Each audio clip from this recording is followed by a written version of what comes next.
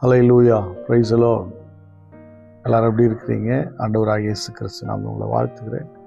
கர்த்தர் உங்களை ஆசீர்வதிப்பாராக. இன்றைய நாள் மெய்ப்பனின் சத்தம், சங்கீதத்தின் புஸ்தகம் 39ஆம் அதிகாரம்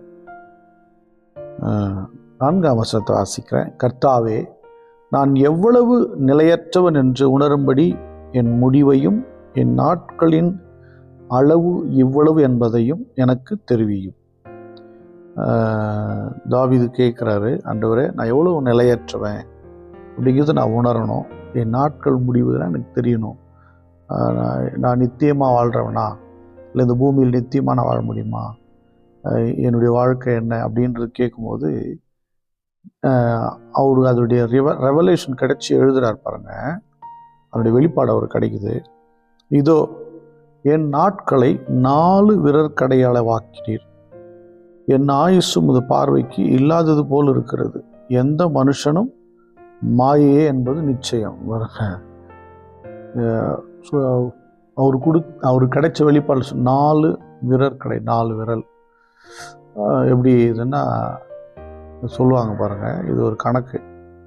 4 விரல்னா 20 20 20 20, மொத்தம் 80 வயசு.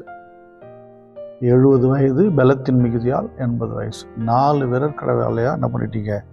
இவ்வளோ தான் வச்சுருக்கிறீங்க.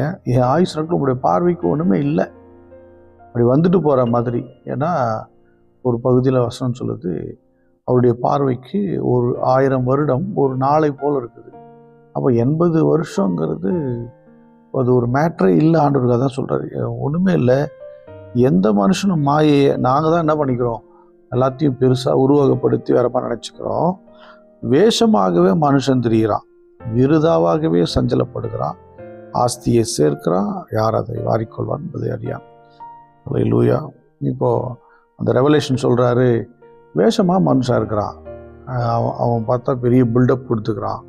அப்புறம் பார்த்திங்கன்னா விருதாவாக சஞ்சலப்படுறான், காரணமே இல்லாமல் சஞ்சலப்பட்டுக்கிறான், ஆஸ்தியை நிறைய சேர்த்துக்கிறான். யார் அதை எடுத்துகிட்டு போவான்னு அவனுக்கு தெரியல.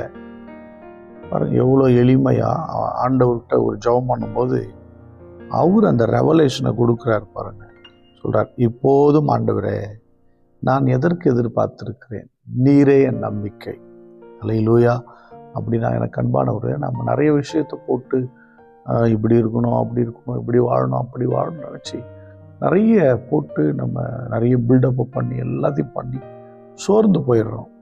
ஆனால் அவர் கேட்டார், என் நாட்களை பற்றி எனக்கு சொல்லுங்கள்.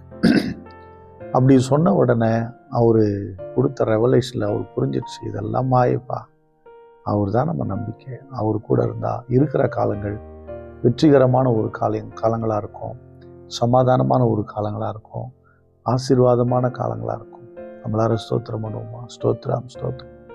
எங்கள் காலங்களை நீங்கள் எங்களுக்கு புரிய வைங்க, எங்கள் வாழ்க்கையை எங்களுக்கு புரிய வைங்கப்பா, எங்கள் எதிர்காலங்களை எங்களுக்கு புரிய வைங்கப்பா. ஸ்தோத்திரம் ஸ்தோத்திரம். அன்பின் பிதாவையும் உம்மை ஸ்தோத்திரிக்கிறோம் ஆண்டவரே, உம்மை உயர்த்துகிறோம், உம்மை துதிக்கிறோம்.